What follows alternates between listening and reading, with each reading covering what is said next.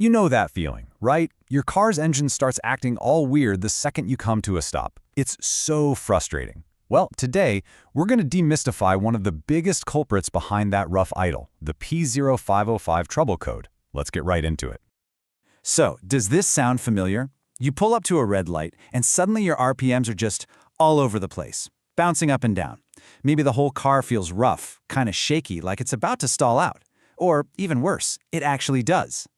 Man, what an annoying problem. But trust me, you are definitely not alone with this one.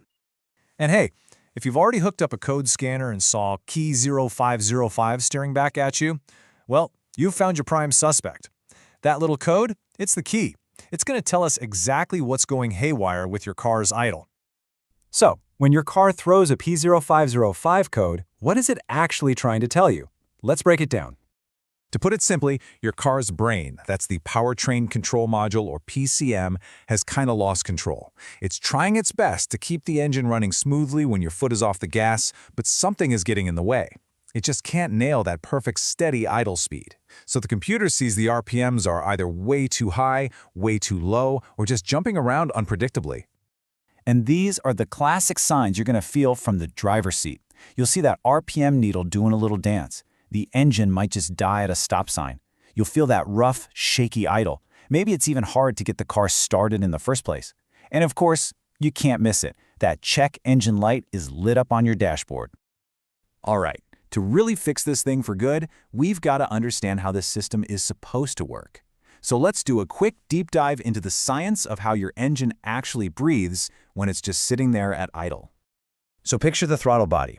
It's basically the lungs of your engine. It's the main doorway for air to get in. When you step on the gas pedal, a little plate inside, most people call it a butterfly valve, swings open. More air rushes in, the engine makes more power. Simple enough, right? But what happens when your foot is completely off the gas? Well, that's where our hero of the story comes in, the idle air control valve, or IAC for short. See, when that big main butterfly plate is shut, the IAC valve opens up this tiny little bypass passage. Think of it like a secret back door for air. And the car's computer controls this little passage with incredible precision, letting just the right whisper of air through to keep the engine purring along at a nice smooth idle. Okay, so now we know who the players are. It's time to start our investigation. Let's go ahead and line up the usual suspects that trigger a P0505 code. And here they are, pretty much ranked from most likely to least likely. Number one culprit, almost always, is the IAC valve itself. After that, we're looking at vacuum leaks, a dirty throttle body, and maybe some wiring problems. And way down the list, like this is pretty rare, is the main computer itself having an issue. You know, it's pretty amazing how often this whole issue boils down to just one part. That IAC valve, it's right in a line of fire, constantly dealing with engine gunk and carbon buildup. That stuff can make it physically stick, or it can just plain fail on the inside. So yeah, this is for sure the very first place you should be looking. But hey, don't get tunnel vision here. A vacuum leak can give you the exact same symptoms. Think about it. The computer's trying to be super precise, letting just a tiny bit of air through the IAC valve. But if you've got a cracked hose or a bad gasket somewhere else, it's letting in extra air that the computer doesn't know about. That throws the whole air-fuel mixture completely out of whack, and bam, you get a crazy, unstable idle. All right, enough theory. Let's get to the good stuff. Time to get our hands a little dirty. Here is your step-by-step guide to actually fixing this thing. Here's our game plan. Super simple. Step 1, always check for other trouble codes. You never know, they might be related. Step 2, do a really good visual inspection for any vacuum leaks. Step 3, move on to what is often the actual fix, just cleaning the parts. After that, we can do a quick electrical test, and then finally, if nothing else works, we'll talk about replacing what's broken. And honestly, here's the best part. You might not even need to buy anything new. A lot of the time, a can of throttle body cleaner and a little bit of elbow grease is all it takes. When you're cleaning, really focus on spraying inside those little passages for the IAC valve, and then gently scrub the gunk off the tip of the valve itself. Just getting rid of that carbon buildup can restore the airflow and solve the whole problem, like right then and there.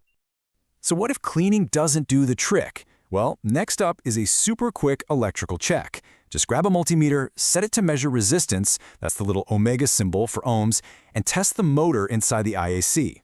What you're hoping to see is a reading right around 30 ohms. If you see something way different, or if it says OL for open circuit, Well, that's your smoking gun. The valve is toast, electrically speaking.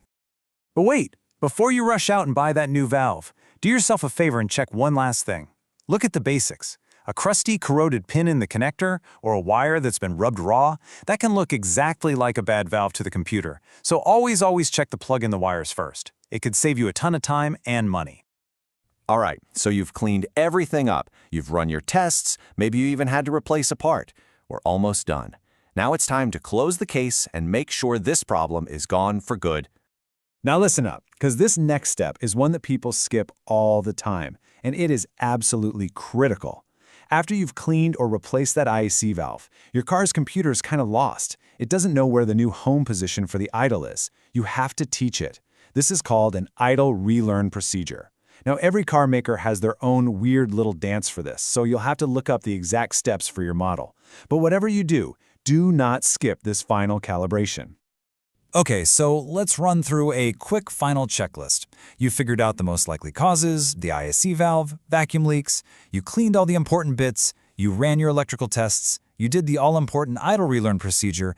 Now the only things left are to clear that code with your scanner and take the car for a test drive to make sure that idle is nice and smooth. And there you have it. That's your complete guide to knocking out that pesky P0505 code. If you follow these logical steps, you can get your engine idling just like new again. So, what's next? What's the next check engine light that's got you scratching your head? Let us know, because we might just tackle that one in our next explainer.